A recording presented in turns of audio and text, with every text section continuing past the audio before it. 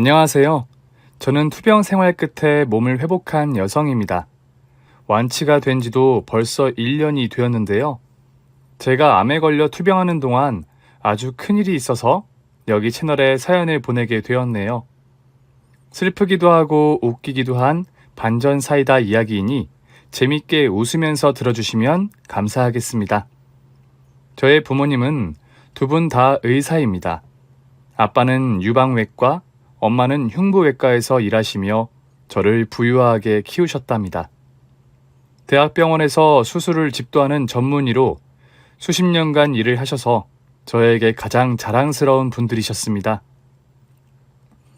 유복하게 자란 저는 부모님의 뒤를 이으려고 의대를 목표로 두고 공부했지만 안타깝게도 점수가 모자랐어요. 재수를 해서 다시 도전해 봤지만 역시나 의대에 갈 실력은 되지 않았답니다. 저는 삼수를 할 생각이었는데 부모님은 당신들을 위해 의대에 가는 것이면 그만두라고 말씀하셨어요. 제가 진실하게 되고 싶은 꿈이 의사라면 말리지 않겠지만 당신들에게 잘 보이려고 하는 도전이라면 과감하게 접으라고 하셨네요. 그래서 진지하게 고민을 해봤더니 부모님 말씀처럼 부모님을 위해 의사가 되고 싶어 한다는 걸 깨달았습니다. 사실 의대에 들어가도 나중에 사람들을 진료하고 수술할 용기가 나지 않았답니다. 그래서 제가 진정으로 하고 싶은 일이 무엇인지 골똘히 생각해 봤는데 사람들과 부딪히지 않고 혼자 조용히 하는 일을 해보고 싶다는 생각을 하게 됐어요. 제 성격이 내성적인 데다 말하는 걸 별로 좋아하지 않았으니 묵묵히 할 수 있는 일을 하고 싶었던 거죠. 그래서 저의 내면 성장과 함께 많은 걸 공부하고 깨달을 수 있는 철학과에 들어갔습니다. 부모님은 제가 진정으로 하고 싶은 걸 찾았다며 매우 기뻐하시면서 축하해 주셨어요. 대학에 들어간 저는 동양 철학을 전공하게 되었고 열심히 공부해서 대학원까지 지원해 졸업하게 되었습니다. 그래서 제가 시작하게 된 일은 인문과학연구원이랍니다. 많이 생소하게 들리실 텐데 인문학이나 사회과학 그리고 예술 등의 분야를 연구해서 정리한 문서를 알리는 일이에요. 말하는 걸 좋아하지 않은 저에게 아주 알맞은 일이었죠. 제가 의대를 포기하고 철학을 선택한 건 인생에 있어 가장 잘한 일이라는 걸 깨달으며 살았습니다. 그렇게 열심히 제 할 일을 하며 지내다 보니 어느새 나이는 30을 넘겨버렸어요. 남자에게 관심이 없던 저는 연애나 결혼은 먼 나라의 일로 여기고 지냈네요. 그러다 보니 엄마 아빠가 너무 일만 하지 말고 사랑도 하고 재밌게 살았으면 좋겠다고 하셔서 여러 남자들을 소개팅으로 만나며 인연을 찾게 되었습니다. 그 남자는 대학병원에서 치과 전문의로 일하고 있었어요. 우연히도 저희 부모님과 같은 일을 하는 사람과 사귀게 되었네요. 소개팅으로 만나긴 했지만 저희 둘 다 운명 같은 느낌을 받아서 처음 만난 날부터 연애를 시작했습니다. 그이는 보육원에서 자란 혈혈단신이었는데 엇나가지 않고 착하게 열심히 살아서 괜찮은 어른이 되었더라고요.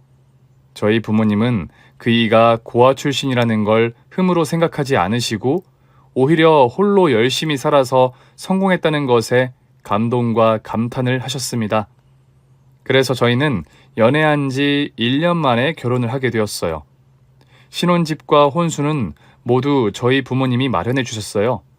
남편이 전문의가 된 지 얼마 되지 않은 데다 월급으로 받은 돈의 대부분을 보육원에 기부를 해왔기 때문에 가진 재산이 거의 없었기 때문이죠. 남편은 결혼 이후에도 보육원에 기부를 포기하고 싶지 않다며 저에게 양해를 구했답니다. 여보, 나 계속해서 보육원에 기부를 해도 될까? 열심히 공부하는 아이들한테 장학금을 계속 주고 싶네. 나처럼 고생하면서 공부하지 않고 편한 마음으로 공부를 했으면 하거든. 당연히 되지. 당신이 번 돈을 당신 마음대로 기부하겠다는데 내가 말릴 이유가 없잖아, 여보. 날 어떤 사람으로 보고 그런 질문을 한 거야? 누가 들으면 내가 기부하는 걸 말리는 줄 알겠어? 아이고, 그렇게 들렸어? 미안해. 그럼 계속 기부를 해야겠다. 나중에 내가 개인 병원 차리면 제대로 호강시켜줄게. 호강은 지금도 하고 있거든. 내가 하고 싶은 일을 하고 사랑하는 사람과 사는 거, 이 정도면 꽤 성공한 인생을 사는 것 같은데? 여보, 난 큰 거 바라지 않아. 지금처럼만 행복하게 연인처럼 친구처럼 잘 지내주면 된다고. 역시 철학적인 생각을 하는구나. 우리 마누라, 멋지다. 그렇게 저는 남편에게 돈을 많이 벌어다 달라는 요구를 하지 않고 각자의 위치에서 재미있게 최선을 다하자고 말했답니다. 남편과 신혼은 여느 신혼부부와 비슷했던 것 같아요. 눈만 마주치면 스킨십을 하고 사랑을 나눴죠. 6개월의 세월 동안 단 한 번도 다투거나 손톱만큼의 갈등도 겪지 않았답니다. 그러던 어느 날 남편과 부모님 집에 갔는데 그이가 저와 한 번도 나누지 않은 이야기를 꺼내더군요. 저는 남편의 말을 애써 막지 않고 일단 경청해 보기로 했답니다. 남편은 매우 진지한 태도로 부모님께 말했어요. 아버님, 어머님, 신혼집도 혼수도 두 분이 다 해주셨는데 제가 염치 없는 부탁을 드리고자 합니다. 저한테 개인 병원을 차려주시기를 부탁드려요. 개인 병원? 자네 대학병원에서 교수까지 해볼 계획이라고 했잖나. 갑자기 마음이 바뀐 이유가 있는 건가? 제가 싱글이었을 때는 바쁘게 살고 공부에 파묻혀서 살려고 했죠. 그런데 민정이와 결혼하고 생각이 많이 바뀌었습니다. 개인 치과를 운영하면 시간 여유가 많아 민정이랑 많은 시간을 함께 보낼 수도 있고 돈도 많이 벌어서 번듯한 남편이 될 수도 있지 않습니까? 아버님이 지원해 주시면 제가 이자까지 모두 갚아드리겠습니다. 모든 게 우리 민정이를 위해서란 말이지. 자네가 그렇게 말하는데 내가 안 된다고 할 이유가 있겠나? 그럼 민정이 네 생각은 어때? 저는 남편이 갑작스러운 말을 해서 살짝 당황했지만 그이가 누구보다 열정적인 사람인 걸 알고 있어서 개인 병원을 해도 충분히 잘 해낼 거라 믿어 의심치 않았습니다. 그래서 고개를 끄덕이며 대답했어요. 아빠, 이 사람은 못할 게 없는 사람이잖아요. 열정을 꺾지 말고 한번 도와주세요. 나중에 이자까지 다 갚는다니까 믿고 투자해 보세요. 물론 결정은 아빠가 하시는 거니까 아니다 싶으면 거절하셔도 돼요. 이 사람은 거절당한다 해도 상처받고 그러지 않을 거예요. 거절하다니. 너까지 밀어주라는데 내가 왜 모른 척하고 있겠니? 좋다. 박서방한테 개인 치과 차려주도록 하마. 병원 자리부터 인테리어와 의료기기까지 싹 다 지원해주마. 박서방, 당장 병원 자리부터 알아보게. 감사합니다, 아버님. 앞으로 더 좋은 의사가 되도록 최선을 다하겠습니다. 민정이한테 더 잘할 거고요. 지금도 충분히 잘하고 있지 않은가? 자넨 나무랄 데가 없는 사람이야. 분명히 개인 병원도 아주 잘 운영할 거라 믿네. 그리하여 아빠는 남편에게 사람들이 붐비는 사거리에 위치한 상가에 치과를 차려주었고 차도 한 대 뽑아주셨습니다. 그 밖에도 부모님은 남편에게 진짜 가족이 되고 싶다는 마음을 가지시고 아낌없이 주는 나무처럼 많은 걸 주셨어요. 대학병원을 그만두고 개인 치과를 오픈한 남편은 어마어마한 환자들을 받았습니다. 치과가 다른 과목보다 돈을 많이 버는 건 알고 있었지만 그이가 벌어들이는 수익을 알고 나서는 많이 놀랐답니다. 남편은 버는 만큼이나 많은 돈을 계속 기부했어요. 자신이 나온 보육원뿐만 아니라 다른 보육원까지 손을 뻗어서 도움을 주었답니다. 이런 철학을 가진 사람과 함께 살고 있다는 게 참 감사하고 존경스러울 따름이었죠. 부모님도 남편이 선행을 베풀고 있다는 걸 알고 있어서 빌린 돈을 갚으라거나 대가를 달라는 말씀을 일절하지 않으셨습니다. 좋은 일 많이 하는 게 빚을 갚는 거라고 생각하고 계셨죠. 이렇게 1년의 세월 동안 저는 저대로 인문과학연구원으로 성실히 일했고 남편은 치과에서 열심히 일하며 신혼을 아주 재밌게 보냈답니다.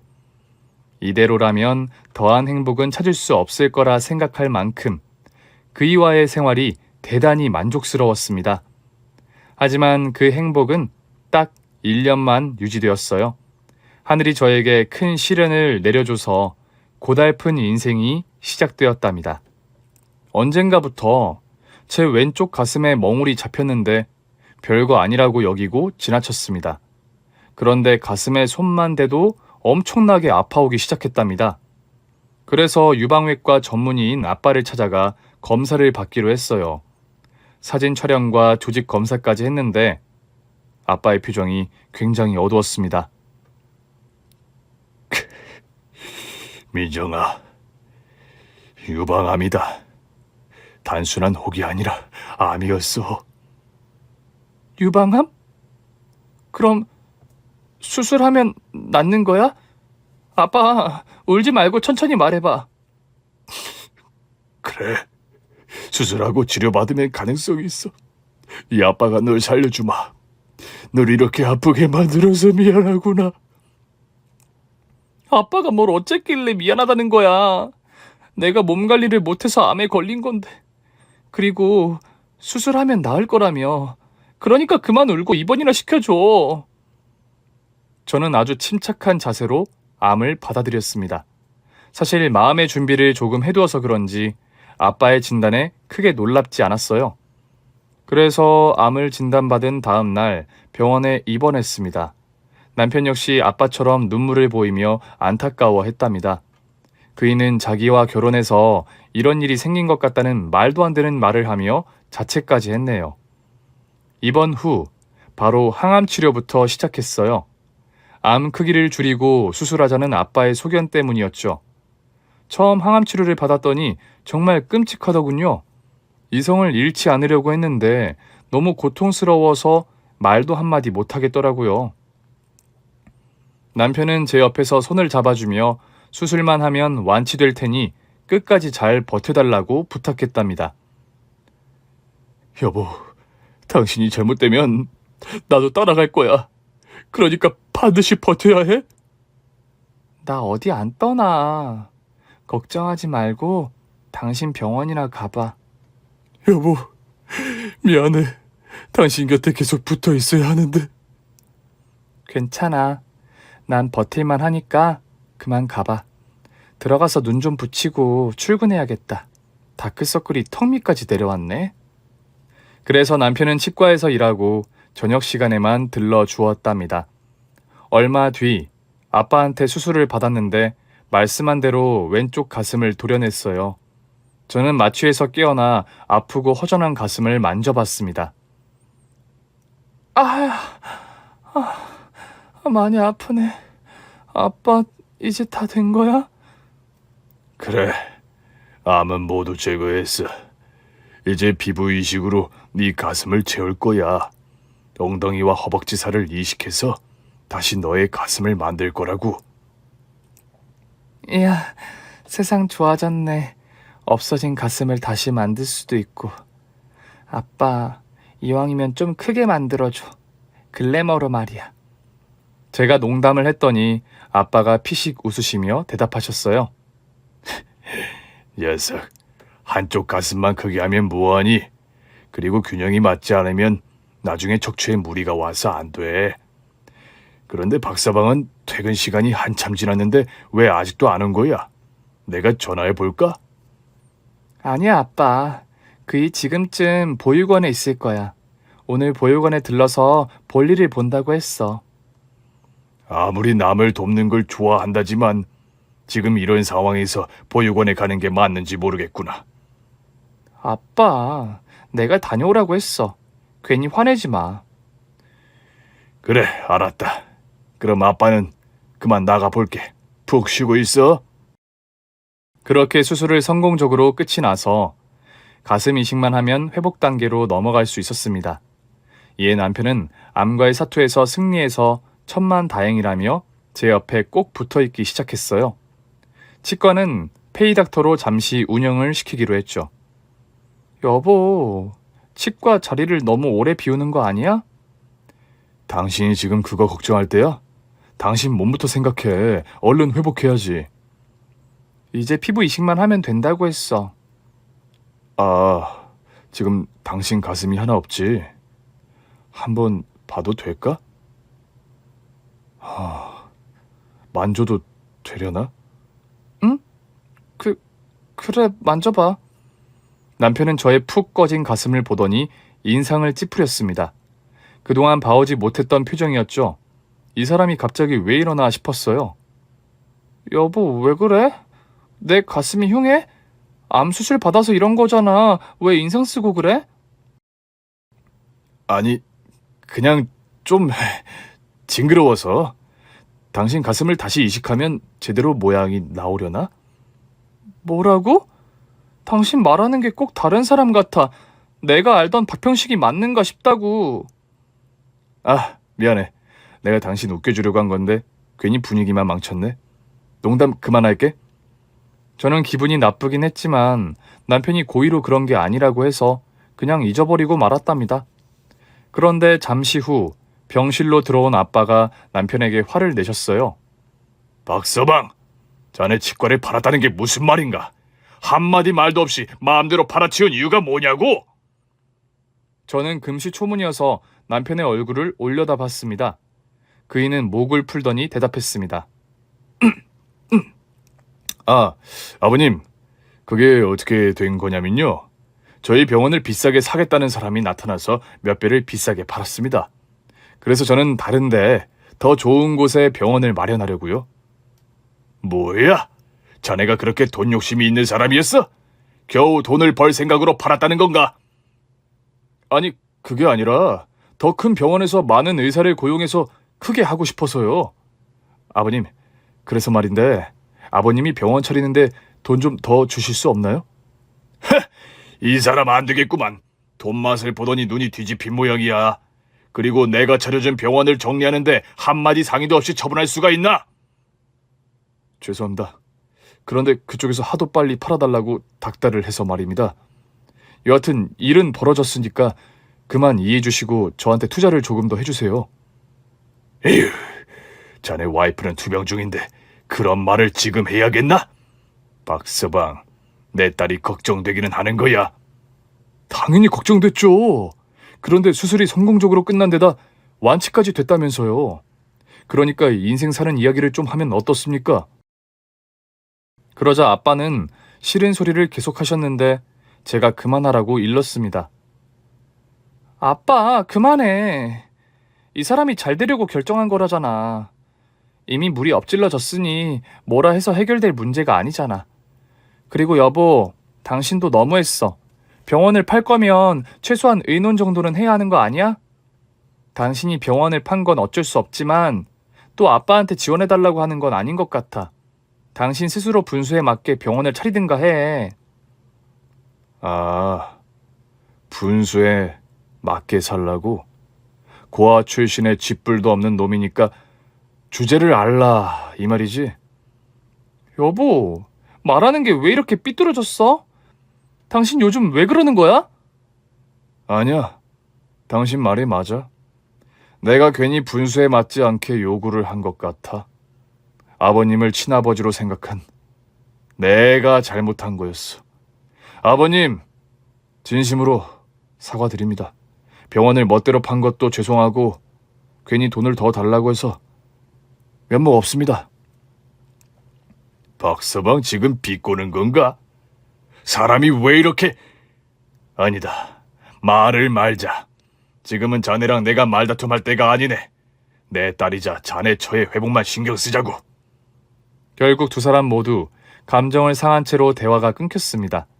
아빠는 저에게 편히 쉬고 있으라고 전한 뒤 다른 환자를 보러 나가셨고 남편도 병원 자리를 알아보러 나간다면서 자리를 비웠네요. 저 혼자 병실에서 누워 이식 수술 날짜만 기다렸답니다. 그런데 그날 저녁에 예상치 못한 면회객이 찾아왔습니다. 남편과 같이 일하던 치위생사가 꽃바구니를 들고 왔어요. 그이가 병원을 정리하면서 일자리를 잃은 것 같아 미안한 마음이었는데 다행히도 밝은 얼굴로 들어왔답니다. 채희 씨, 오랜만이에요. 이야기 들었어요. 그이가 병원을 팔았다면서요. 그럼 채희 씨는 다른 병원을 알아보는 중인가요?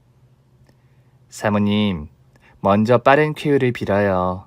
그리고 오늘 제가 여기 온 건 박 선생님에 대한 고발을 하러 왔습니다. 고발이라뇨? 그이가 무슨...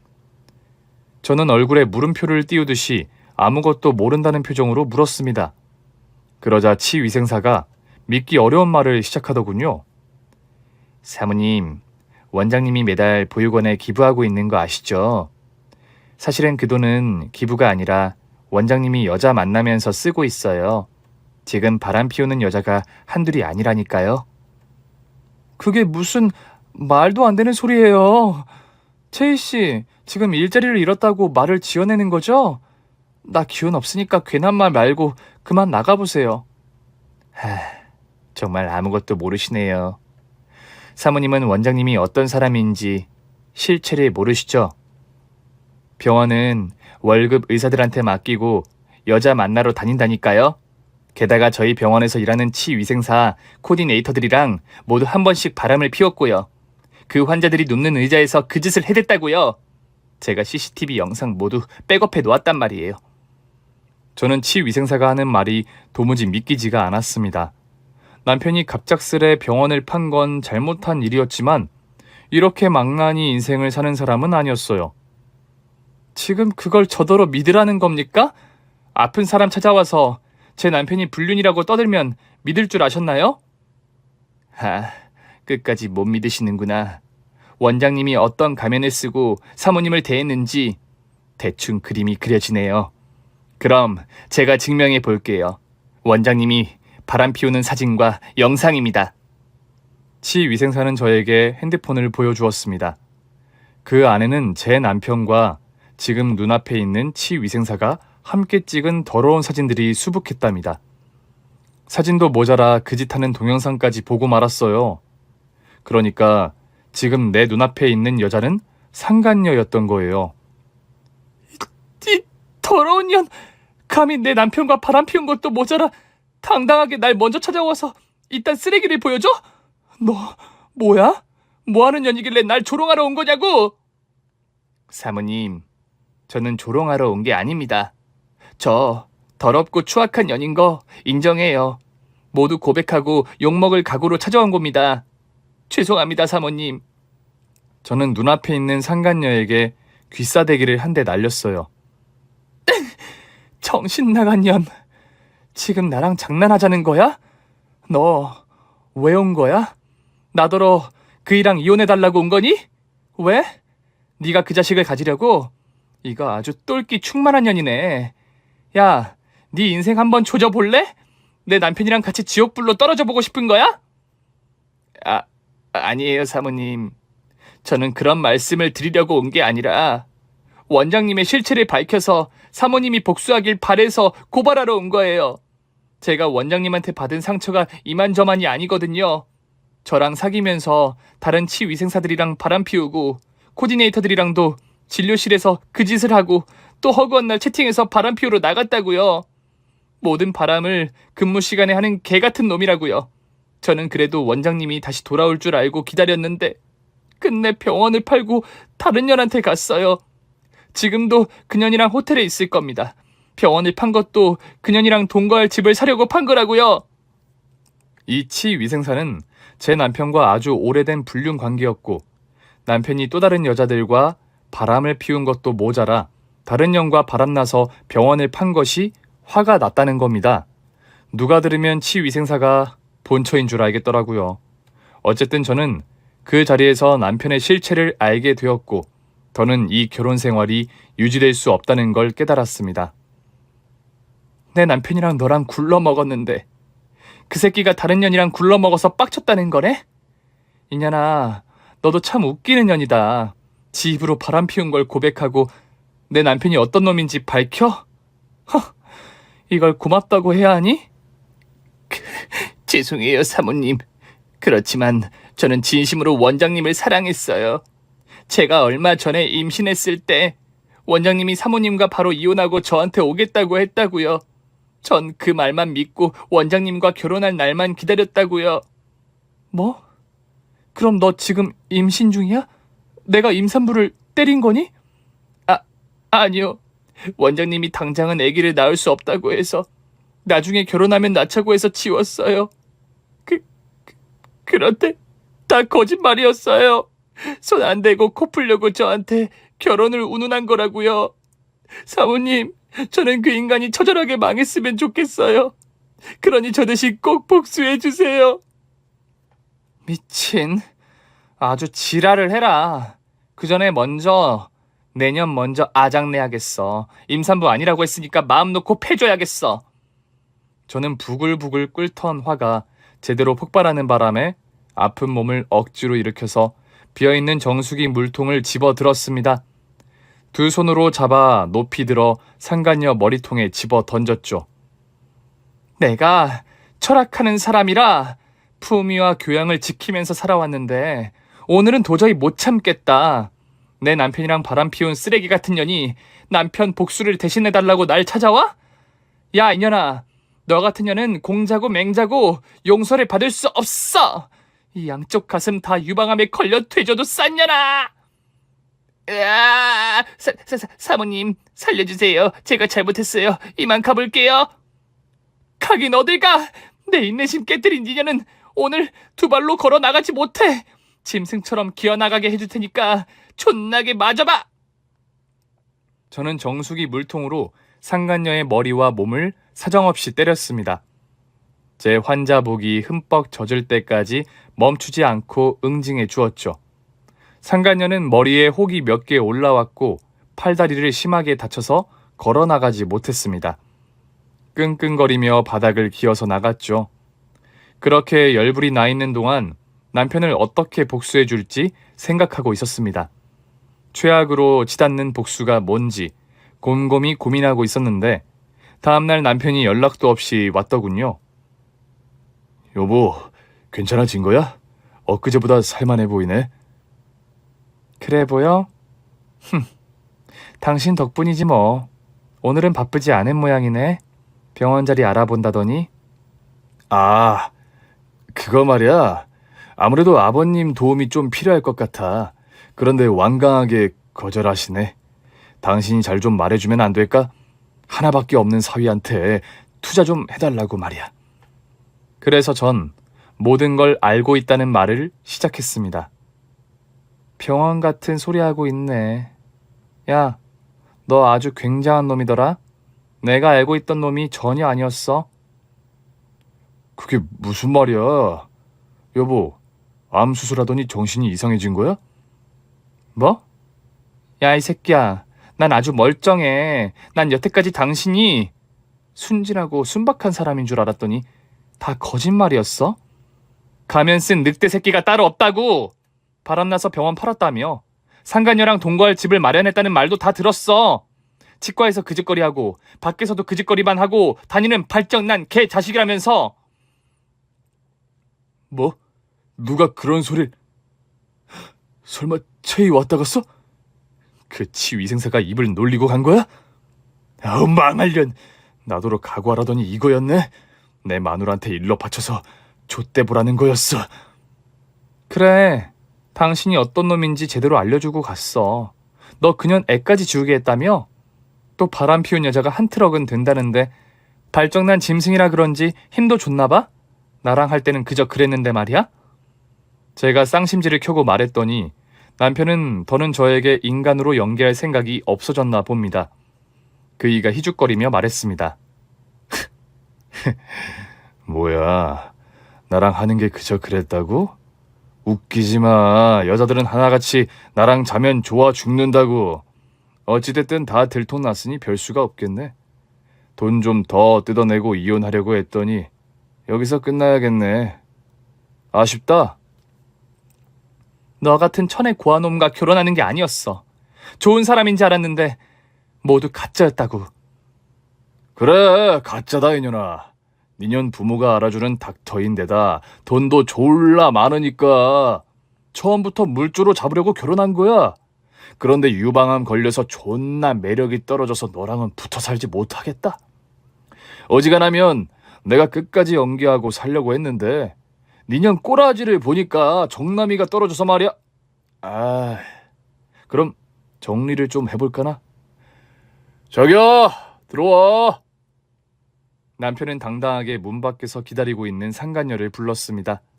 제 또래의 여자였는데 낮바닥을 보니 남편처럼 발정난 짐승으로 느껴졌답니다.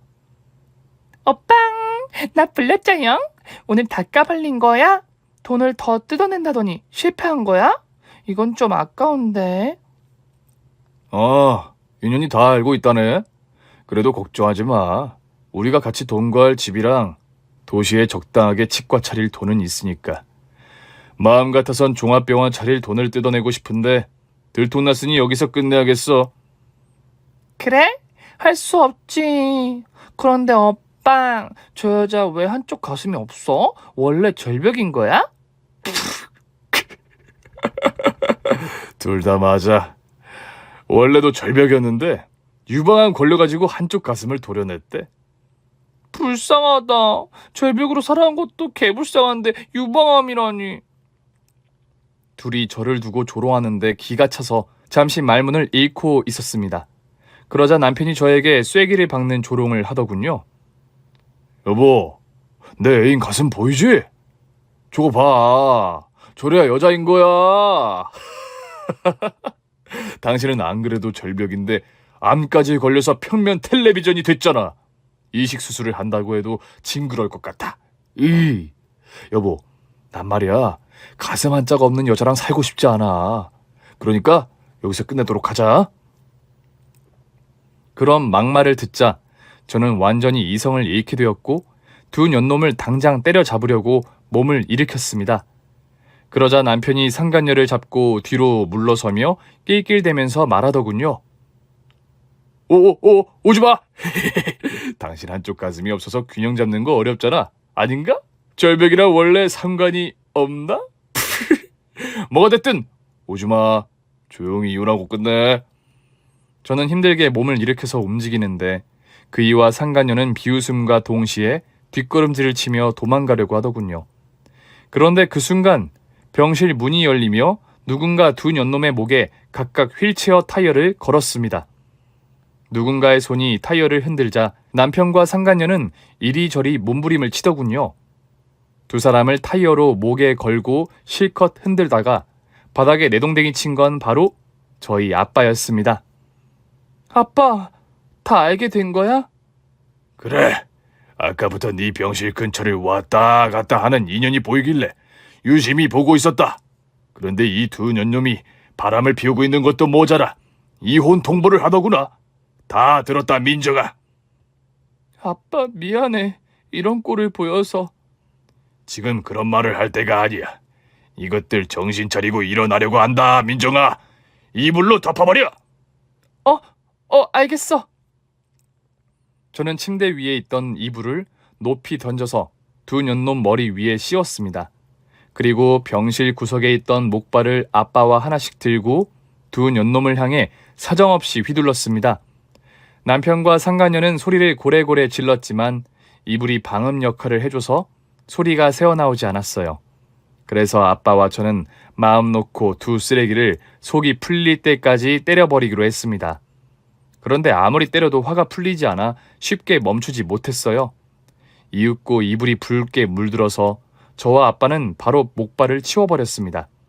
그리고 바닥에 깔린 두 년놈이 어떻게 됐는지 이불을 살짝 올려봤습니다. 두 년놈은 눈을 뜨지 못할 만큼 얼굴이 부어 있었고 쌍코피가 터져 있더라고요. 그리고 온 몸을 심하게 다쳤는지 움직이질 못했습니다. 그러자 아빠가 두 년놈의 몸을 여기저기 쿡쿡 눌러봤는데 아프다는 비명이 터져나왔습니다. 이 미친 부녀야. 사람 잡으려고 환장했냐? 이 새끼 이거 불구는 안 됐구나. 뼈가 아직 붙어있어서 아픈 거야. 멍청한 새끼야. 안 되겠다. 조금 더 배줘야겠어. 민정아, 입을 덮어라. 잠깐 이봐요, 아버님. 그만합시다. 우리 말로 하자고요. 같은 의사로서 대화로 풀어보자고요. 같은 의사? 야, 이 자식아. 너 같은 쓰레기랑 같은 인간 취급하지 마. 내 딸을 두고 발증난 짐승처럼 여기저기 뿌리고 다녔다지. 내가 오늘 너 전립선을 빠개주마. 오줌이 줄줄 새서 기저귀 차게 만들어주겠다고. 아빠는 저에게 다시 이불을 덮으라고 신호를 보냈습니다. 그래서 다시 이불을 덮자 아빠는 상간녀의 가슴과 남편의 그곳을 밟았어요. 높이 점프를 뛰어서 말이죠. 두 년놈은 제발 그만하라고 사정하며 이혼 도장 찍고 끝내자고 빌었습니다. 이에 저는 아빠가 사고를 칠 것 같아 그만하라고 말렸고 남편에게 합의 이혼 따위는 없다고 통보했습니다. 당신은 아빠한테 받아간 걸 그대로 가지고 살 줄 알았지? 그런데 그러긴 쉽지 않을 거야. 이혼 전담팀을 꾸려서 너란 짐승놈이 가진 걸 싹 다 되돌려 받을 테니까. 그리고 네놈의 인두겁도 벗겨버리겠어. 여보, 그렇게 쉽지 않을걸? 나도 똑똑한 사람이야. 당신 애비가 나한테 돈을 빌려준 차용증이나 계약서가 없잖아. 그냥 선물로 준 거란 말이지. 아마 마음대로 안 될걸? 그 새끼 아직도 말이 많네. 웃음까지 나오는 걸 보니 아직 덜 맞은 모양이지? 제가 때릴 자세를 취하자 남편이 두 손을 올리며 그만하라고 빌더군요. 그리고 이혼은 소송으로 가서 판사의 뜻대로 하자고 누구의 손을 들어주든지 받아들이자고 말했답니다. 저는 자신 있어서 그이와 상간녀의 면상에 침을 뱉고 꺼지라고 했습니다. 두 년놈은 몸이 많이 아팠는지 지난번 치위생사가 기어가던 것처럼 똑같이 포복하듯이 기어서 퇴장했어요. 그리고 저는 다음날 엉덩이와 허벅지 살을 가슴으로 이식하는 수술을 했답니다. 수술은 아빠가 직접 해주셨는데 이전과 다르지 않은 모습으로 돌아왔답니다. 이제 완벽한 회복을 해서 며칠만 고생하고 퇴원하면 되는 거였죠. 아빠는 저 대신 이혼 전담팀을 꾸려서 소장을 쓰셨고 아무 걱정 말고 쉬라고 하셨답니다. 이제 남편 놈만 끝장내면 새롭게 살아갈 수 있을 것 같았네요. 그런데 며칠 뒤 아빠가 급하게 병실 문을 열고 껄껄 웃으셨습니다. 아빠, 무슨 좋은 일 있어? 나 때문에 속이 상할 대로 상했을 텐데 뭐가 그리 기쁘신 거야? 민정아, 이건 내가 말로 하는 것보다 네 눈으로 직접 보는 게 낫겠다. 너 이제 자유롭게 움직일 수 있지? 이제 아픈데 하나도 없어. 그럼 이 아빠를 따라와라. 내가 끝내주게 웃긴 걸 보여줄 테니까. 도대체 끝내주게 웃긴 일이 뭐야? 알았어. 천천히 좀 가. 저는 신난 아빠 뒤를 따라 빠른 걸음으로 걸었습니다. 그런데 옆 병동까지 가시더라고요. 무슨 일이신지 끝까지 말씀하시지 않았답니다. 이윽고 한 2인실 병실 문 앞에 선 아빠가 저에게 눈을 가리라고 하더군요. 민정아, 눈 가려라. 진짜 재밌는 선물이니까 들어가서 눈을 떠라. 아빠 진짜 왜 이래? 꼭 실성한 사람 같아. 예끼, 아빠한테 실성이라니. 무슨 말이든 좋다. 난 지금 하늘을 나는 기분이니까. 자, 그럼 눈 감으시고 이 아빠의 허리를 잡고 따라 들어갑니다. 저는 아빠의 허리에 두 손을 얹고 눈을 감은 채 병실 안으로 들어갔습니다. 그리고 아빠가 눈을 떠도 좋다고 말씀하셔서 바로 눈앞에 뭐가 있는지 살펴보았죠. 2인실 병실에는 남편과 상간녀가 나란히 누워 있었습니다. 어떻게 된 일인지 환자복을 입고 있었고 두 다리에는 붕대가 감겨져 있었어요. 뭐야 이게? 이 자식이랑 인연이 왜 여기 있는 거야? 어이 발정난 놈, 너 거기서 뭐하냐? 아버님 진짜 지금 날 놀리려고 민정이까지 데리고 온 거예요? 둘 다 나가. 빙신이 된 것도 서러운데 우리 앞에서 실실 쪼개고 있네 저 놓친 내가. 이 자식아, 이 재밌는 걸 보고 어떻게 안 웃냐? 그리고 이런 일은 널리 알리는 게 좋다고. 민정아, 이것들 둘이서 모텔에서 거짓을 하다가 전혀 남편이 들이닥쳐서 도망치다가 베란다에서 떨어졌단다. 무려 5층에서 말이야. 누가 민 것도 아닌데 지들이 알아서 베란다에서 뛰어내렸단다. 진짜 바보 천치 등신 삽살개 아니냐? 난 이것들 한 짓이 얼마나 웃긴지 배가 아파 죽겠다. 에? 전현 유부녀였어? 그러니까 둘이 모텔에서 바람 피우다가 전현의 남편이 쳐들어와서 도망치다가 꼴까닥? 그래. 그런데 더 재밌는 건 둘 다 하반신 마비란다. 척추가 부러져서 영영 걷지도 못하고 똥이 마려운지 오줌이 마려운지 느끼지 못한대. 365일을 기저귀 차고 다녀야 한다고. 이거 정말 재밌지? 저는 아빠의 말을 듣고 붕대로 감긴 남편의 다리를 주먹으로 내리쳐봤습니다. 안 아파? 꼬집어 볼까? 이래도 안 아파? 그만해라. 아무 감각 없으니까. 어허, 그럼 상간녀한테 가봐야지. 이년아, 누워있는데도 가슴이 하늘을 향해 솟아있네. 너 가슴 가짜구나? 어쩐지 가슴 자랑을 심하게 하더라. 그런데 너도 하반신 마비야? 내가 한번 꼬집어 볼게. 저는 양손으로 상간녀의 두 다리를 힘껏 꼬집어 봤습니다. 그런데 아무런 반응이 없더군요. 그만해라. 우리 이제 똥오줌도 못 가리고 걷지도 못한다고. 그것보다 더 치욕적인 게 뭔지 알아? 성욕을 풀 수 없게 됐어. 난 이제 남자의 가운데 다리의 맛을 느낄 수 없게 됐단 말이야. 오호, 그렇구나. 아빠, 진짜 대박 사건이네? 완전 코미디가 따로 없어. 고자랑 여자는 뭐라 그러지? 하여튼 둘 다 빙신이 돼서 너무 기쁜데? 아빠, 내가 케이크 사올 테니까 잠깐만 기다려. 저는 병원 앞에 있는 파리바게트에 가서 급하게 케이크와 샴페인 한 병을 사왔습니다. 두 년놈은 질질 짜면서 울상으로 있었는데 저와 아빠는 5년 전 방탄소년단 콘서트에 갔을 때보다 더 행복한 표정으로 밝게 웃고 있었습니다. 저는 케이크에 초를 꽂고 불을 붙였습니다. 자, 시작. 고자 축하합니다. 고자 축하합니다. 발정 났던 두 년놈. 고자 축하합니다. 후. 하하하, 노래 죽인다 민정아. 잠깐, 폭죽이 어딨지? 아, 여기 있네. 저는 축하 노래를 부르고 아빠는 폭죽을 터뜨렸습니다.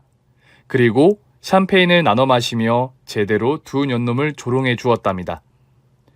어이, 박평식이 케이크 한 조각 줄까? 됐거든. 다 놀렸으면 그만 나가지. 여보, 내가 명언 하나 읊어볼까? 하고자 하면 방법이 보이고 못할 것이 없다. 그러나 고자는 아무것도 못한다. 고자 오빠 이제 어떡해. 무용지물 덜렁이 달고 다녀서 뭐 할까나. 그냥 내가 떼어줄게. 야야야, 건들지 마. 내 소중에 손도 대지 말라고. 안 만져 고자 새끼야. 써먹지도 못하는 거 더럽게 아끼네. 그만 조롱하고 나가. 안 그래도 죽을 것 같으니까. 제발 꺼지라고. 그만 나갈게. 그리고 내일 또 놀러 올게. 내일은 아이스크림으로 파티할 거야. 당신이랑 상간녀랑 태어나는 그날까지 파티의 연속이라고. 그러니까 기대해. 남편과 상간녀는 불구가 되어 많이 슬펐는지 천장만 보며 눈물만 흘리고 있었습니다. 저와 아빠는 다음날 아이스크림 케이크를 들고 두 년놈을 찾아가 조롱했고 다음날도 찾아가서 신나게 놀려주었습니다. 그리고 몇 주 뒤 남편과 상간녀가 퇴원하고 법정에 서게 되었어요. 남편이 한 짓을 하나도 빼놓지 않고 밝혔습니다. 증거도 빼곡했고 불구가 된 이유를 말해주자 판사님이 혀를 차며 놀라더군요. 그래서 결국 남편이 저에게 위자료와 아빠가 차려준 병원에 대한 손해배상금을 모두 지급하라는 명령을 내리셨어요. 휠체어를 타고 온 남편은 법정을 나서며 저에게 비굴한 목소리로 말하더군요. 여보, 민정아, 가지마. 고자다. 안녕 고자야. 난 민자라고 해. 그래, 놀려라. 실컷 놀려라. 대신 여보야, 우리 같이 살면 안 될까? 이혼을 하긴 했지만 우리가 하루아침에 남이 되는 건 좀 아니지 않아? 여보, 나 이제 바람을 피우고 싶어도 못 피워. 고자란 말이야. 그러니까 나 좀 데리고 살아주면 안 될까? 이 새끼가 뇌까지 고자가 됐나? 너 뒤질래? 그럼 나는 널 데리고 살면서 평생 허벅지 꼬집어가면서 살라는 거니? 나도 남자 좋아해, 이 개자식아.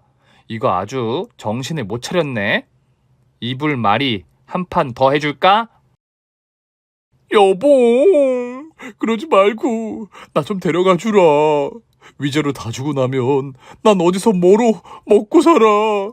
불쌍한 놈 하나 살려준다 생각하고 당신 집에서 같이 살자. 조심해! 제가 남편 뒤로 손짓을 하며 외치자 남편이 뒤를 돌아봤습니다. 왜? 어디? 뭘 조심하라는 거야? 너 말이야, 이 빙신아. 퍽. 저는 남편의 면상을 세게 한 대 날려주었습니다. 그이는 코피를 흘리며 눈물을 질질 짜더군요. 거기서 뒤를 돌아 주차장으로 가서 차를 타고 떠났답니다. 결국 전 남편은 저와 이혼 후 모든 재산을 위자료로 지급하고 거지 신세가 되었습니다. 그런데 빌어먹게도 나라에서 돈이 나온다고 하더군요. 장애인 연금인지 뭔지는 모르겠는데 매달 고시원 비용 정도가 나온답니다. 그래서 그이는 다른 데 가지 못하고 고시원에서 짱 박혀서 살고 있답니다. 상간녀도 곧 자기 남편에게 이혼당하고 거지꼴로 쫓겨났어요. 그렇게 발정난 것들이 최고의 벌을 받은 것 같아 속이 무척이나 후련했습니다. 더불어 저에게 남편의 바람을 알려주고 남편과 바람 피운다고 고백했던 치위생사는 얼마 전 유방암에 걸려 투병 중이랍니다. 그녀는 암을 늦게 알아차려서 온몸에 암이 퍼져버렸다네요. 하여튼 더러운 짓으로 남에게 상처 준 것들은 끝이 이렇게 무시무시합니다. 그리고 저는 인문과학연구원 일을 그만두었어요. 더는 착하게 살고 싶지 않았고 참고 살지 않기로 결정했답니다. 뒤늦게 꿈이 뒤바뀐 거죠. 그래서 도전하게 된 일이 클럽 디제잉입니다. 늘 조용하게 지내는 걸 좋아했었는데 전 남편과의 일을 겪고 나서 저도 모르게 성격이 180도로 바뀌었답니다. 그래서 지금은 서울과 경기권의 클럽을 다니며 DJ로 일하고 있어요. 물론 사귀는 남자도 있고요. 그런데 재혼은 당분간 하지 않을 겁니다. 저도 전 남편처럼 이 남자 저 남자 많이 사귀어보고 나서 느지막하게 재혼할 생각이에요. 지금까지 저의 인생에 가장 아픈 손가락을 꺼내어 글로 써봤습니다. 부디 재밌게 들어주셨길 바라며 이만 물러가도록 하겠습니다. 모두 행복한 시간 보내시길 바랍니다. 안녕히 계세요. 오늘 준비한 사연은 여기까지입니다. 재미있게 들으셨다면 구독과 좋아요, 알림 설정까지 눌러주세요. 그럼 저는 다음 사연으로 찾아뵐게요. 오늘도 건강하고 행복하세요.